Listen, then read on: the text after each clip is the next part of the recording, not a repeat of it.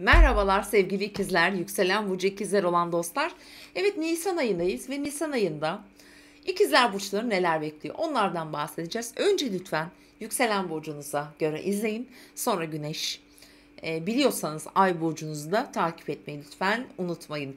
Evet sevgili ikizler, öncelikle Merkür bu ay retro yapacak. Onunla başlayalım.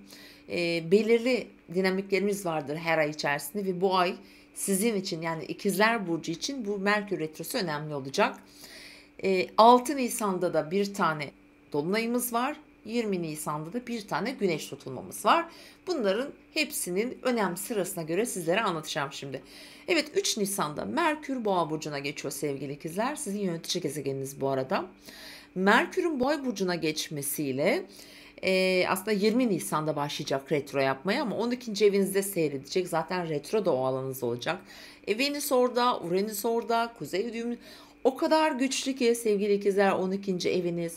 Hem ruhsal gelişiminiz, kişilik üzerindeki etkiler, hani duygusal etkileri de çok güçlü. Ve bazı konuları derinlemesine araştırmak, bilinçle ilgili konuları, biraz daha farkındalıkla ilgili konuları oldukça üst düzeye taşıyacak bir süreç yaşıyorsunuz. Bu arada 20 Nisan'la 15 Mayıs arasında Merkür retro olacak Boğa burcunda. İşte tam bu aralıkta biraz gündeminiz karışabilir. Şöyle ki, hani 12. ev konuları biraz arka plan, gizlilik, merak edilen şeyler, bilinmeyen konular olabilir. İlişki yaşayanlar için biraz eski ilişkilere dönüş, ki bunlar 7 Mayıs sonrası zaten gündeminize gelmeye başlayabilir eğer böyle bir durumunuz varsa. Yani gerçekten güçlü bir ay, farkındalığı da o derece yüksek ki hemen 6 Nisan'da bir dolunayımız var ve 6 Nisan'daki dolunay bu arada 16 derece Terazi burcunda ve size yarayan, size dost bir dolunay, yani hava grubunda olduğu için ve sizin 5. evinizde ve genellikle bu ev bizim için şanslı saydığımız evlerdendir. Çünkü hemen karşısında bir Koç burcunda Güneş'in yanında Jüpiter, bir tarafında Şiron ve sizin tüm sosyal yaşamınızı, sosyal ilişkilerinizi, aslında aşk hayatı da burada çok önemli. Belki yeni tanışmaları getirebilir. Belki de getirdi. Böyle bir gündem var. İşte bu dolunay burada bazı böyle havada kalmıştır, adı konmamıştır, belirsizdir, ne var ne yoktur. Buraların adını koyabilir açıkçası. Evet, 6 Nisan'daki dolunay diğer yandan nasıl etki yapabilir? Çocukları olanlar için çocuklarla ilgili bir takım konular getirebilir. Olmayanlar için belki çocuklarla ilgili sürprizler olabilir. Bebek sürprizleri, gebelikler olabilir. Diğer yandan burada aynı zamanda sanat, yaratıcılık, hobilerle ilgili konular, biraz daha böyle ilham ve yaratıcılık getiren her konuda da hem duygusal anlamda gerçekten işinize yarayacak duygularla ve enerjilerle donatılabilirsiniz. Çünkü dediğim gibi Jüpiter'in de etkisini alıyorsunuz ve olumlu etkisini alıyorsunuz aynı zamanda. Şimdi dolunayın etkileri bu arada 16-17 Nisan'a kadar sürecektir. Gelelim şimdi tutulmaya. Bu çok önemli. 29 derecede 20 Nisan'da bir güneş tutulması. Aynı zamanda yeni ay. Ve sizin için yine destekleyen aslında bir tutulma. Bu tutulma serileri devam edecek sevgili ikizler. Yani bu ilk seri ve bunların benzerleri 2005 yılında en son yaşanmış. Yine belki yaşı yetenler oralara dönüp bakabilirler. Hani benzer, aynı stil, benzer durumlar getirebilir. Sosyal ilişkileriniz, arkadaş, ekip, grup çalışmalarınız, ki Plüto da çünkü sizi destekliyor. Artık Plüto Kova burcunda bu arada 12 Haziran'a kadar burada duracak. Ki bunu eğer derece olarak ikizler burcunun ilk derecelerinde doğmuş veya ilk derecelerinde yükseleni olan bir ikizlerseniz zaten bu olumlu yansımayı, hani Plüton'un bu geçişini hissetmiş olabilirsiniz hayatınızda. Bir değişim, bir dönüşüm, bir yenilik, bir merak mutlaka vardır yaşamınızda. Evet, bu tutulma sosyal yaşantınızı oldukça hızlı, dönüştürücü şekilde etkileyecek. Yani sizin arkadaş ortamlarınız gerçekten çok inanılmaz hızla değişebilir. Orada yenilikler olabilir, yeni insanlar katabilirsiniz hayatınıza.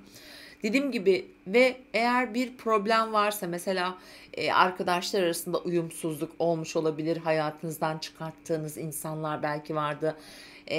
Problem yaşadığınız, onlarla tekrar bir araya gelmek, oraları şifalandırmak, tekrar anlaşma sağlamak için olumlu sonuçlar vereceğini söyleyebilirim. Ve şunu da hatırlatmak istiyorum.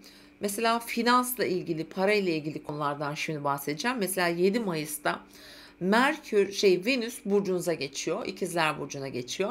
Ve bu alana açı yapacak. Burada şans getirir. Venüs biliyorsunuz hem ilişkidir hem paradır. Hayatımıza yapmak istediğimiz güzel yenilikleri aslında getirir. Ve Venüs burcuna geçtiğinde kişinin genellikle de görüntüsünü mesela değiştirtebilir. Orada yenilikler yaptırır. Biraz marjinalleştirebilir açıkçası. Böyle de düşünebilirsiniz. Aslında zaten hani Uranüs de 12. evinizden geçiyor olduğu için şimdi bu ay hani Nisan ayı boyunca gerçekten hani hem Merkür Retrosu olacak. İşte dediğim gibi Kuzey Düğüm orada gerçekten çok güçlü bir 12. ev. Sizin okuduğunuz kitaplar, düşünceleriniz ya da okumak istediğiniz, öğrenmek istediğiniz bir şeyler diyelim. Hani Venüs'ün de burcunuza geçmesiyle daha belirgin, daha görünür olacak. Çünkü Venüs 7 Mayıs'ta buraya geçtiğinde aynı zamanda Plüto'yla da çok güzel bir görünüm içerisinde olacak. Sevgili ikizler, bu sizin hayatınıza önemli dönüştürücü etkiler getirebilir. Hatta şöyle de söyleyebiliriz. Bu arada Satürn tam şu anda kariyer evinizden geçiyor ki uzun bir süre buradan geçecek. Ama özellikle bu tutulmaya kadar olan süreçte finansal konulara biraz dikkat etmenizi tavsiye edeceğim. Çünkü Mars hala para evinizden geçiyor. Burada yatırımlar, oralardaki kontroller biraz daha dikkatli yapmanız lazım. Ki en çok da Merkür Retrosu'nda buna dikkat etmenizi tavsiye ediyorum. Hani tabii doğum haritanız eğer etki alıyorsa bu dediklerimden etki alırsınız. Belki de böyle bir durumla da karşılaşmaya da bilirsiniz sevgili ikizler. Evet, ay boyunca böyle bir enerji aktif olacak. Bu arada bu ayın hani şanslı diyebileceğim günlerinden de bahsedeyim size. 10, 11, 12 Nisan mesela Güneş Jüpiter'le kavuşuyor 11. evinizde. Bu size yani burası şans evidir çünkü. Aynı zamanda bazı ufak da olsa böyle şanslarla da karşılaşabileceğinizi söyleyebilirim. Bunlar yakın çevreniz, seyahatler olabilir, eşinizin olabilir. Çünkü eş evinize de güzel eş veya partner ilişkileriniz diyelim. Oraya da güzel açılar yapıyor. Dediğim gibi aslında çok da kötü değil, hatta iyi bile. Birçok burca göre iyi etkilerde aldığınızı söyleyebilirim. Zaten Plüto'dan da güzel destek alıyorsunuz. Doğum haritanıza göre hayatınızda önemli bir döngü, önemli bir kırılma, önemli bir karar aslında diyebiliriz. Çünkü bu tutulma 29 derecede gerçekleşecek. 29 derece Koç burcunda. Koç burcu başlangıçlarla ilgilidir. 29 derece tam bir sınırdır. Aynı zamanda boğa etkisi de vardır. Dolayısıyla da böyle bir şeylerin ortasından artık karar vermek gerekiyor gibi düşünebilirsiniz sevgili ikizler. Evet, güzel bir ay diliyorum. Sizin için güzel olacak inşallah. Ve izlediğiniz için teşekkür ediyorum. Görüşmek üzere.